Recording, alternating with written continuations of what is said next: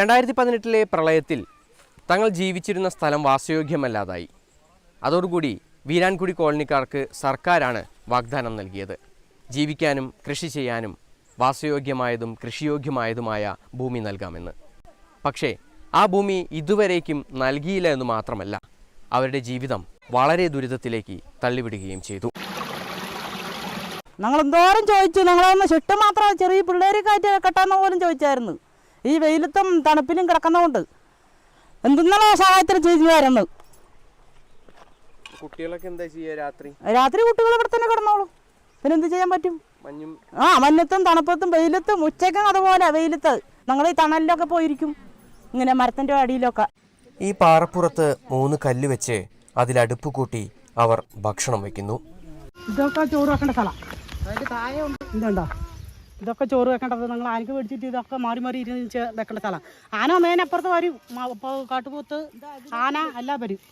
അവിടെ കൊണ്ടുവരും, അവിടെയൊക്കെ വെച്ചിട്ട് കഴിച്ചിട്ട് ഇവിടെ തന്നെ കിടക്കണതാണ് നിങ്ങൾ എല്ലാവരും. അതിൽ പകുതി പേര് ഇതിൽ പകുതി പേരൊക്കെ കിടക്കും.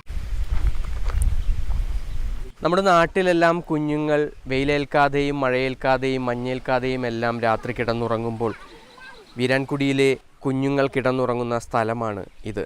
ഈ സ്ഥലത്ത് ഒരു ചെറിയ മറ കെട്ടി അതിനുള്ളിലാണ് അവർ കഴിയാറുള്ളത്. ഇത് ഞങ്ങൾ അച്ഛനും അമ്മേനും വയ്യാത്തത് കൊണ്ട് ഇവിടെ രാത്രി കൊണ്ടാക്കുന്നതാണ് കിടക്കാൻ വേണ്ടി. അരി സാധനം എല്ലാം ഇവിടെ വെക്കും. ആന വരുന്ന സ്ഥലമാണ്, അത് കാരണം കൊണ്ട് ഞങ്ങൾ ഇവിടെയാണ് കൊണ്ടുപോകും. എല്ലാ സാധനവും പേഴ്സ് അടക്കം ഫോന് പേഴ്സ് എല്ലാം ഇവിടെയാണ് വെക്കുന്നത്. ഞങ്ങളെ റേഷൻ കാർഡ് ആധാർ എല്ലാം ഇവിടെ വെച്ചിരുന്ന് ഒന്നും സംഭവിക്കില്ല. ഇവിടെ വെച്ച് കഴിഞ്ഞാൽ ആനയും വന്നു കഴിഞ്ഞാൽ പെട്ടെന്ന് നടക്കാനൊന്നും പറ്റില്ല നിങ്ങൾക്ക്. അത് കാരണം കൊണ്ട് ഇവിടെയാ ആ വയ്യാത്ത ആളെയും ഇങ്ങനത്തെ ചെറിയ പിള്ളേരെയൊക്കെ ഇവിടെ കൊണ്ടുക്കിടത്ത് രാത്രിക്ക്. തൊട്ടടുത്ത നീർച്ചോലയിൽ നിന്നാണ് ആവശ്യത്തിന് വെള്ളമെടുക്കുന്നത്.